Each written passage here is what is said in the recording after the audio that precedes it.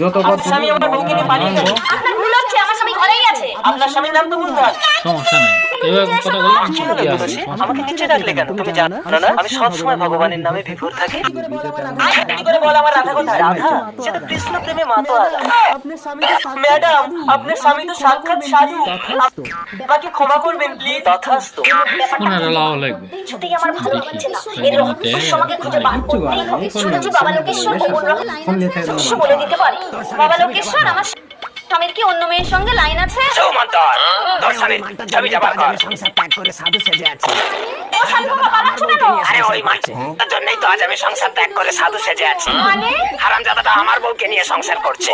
আরে আমি তো সেই তুলসী, তোমার বউ। নগর না, ভিলেজে এই সাধুর দ্বারা কিছুই হবে না। আমাকে এই রহস্য বার করতে হবে। এখানে কোথায় যাচ্ছ? নগর ভিক্ষে করতে যাচ্ছি তুলসী। তোমাকে নগর ভিক্ষা করতে হবে ওগুলো না, তো ফেসবুকে আমি দেবেন না, ওগুলো শুধু ইউটিউবে থাকবে, তাই না?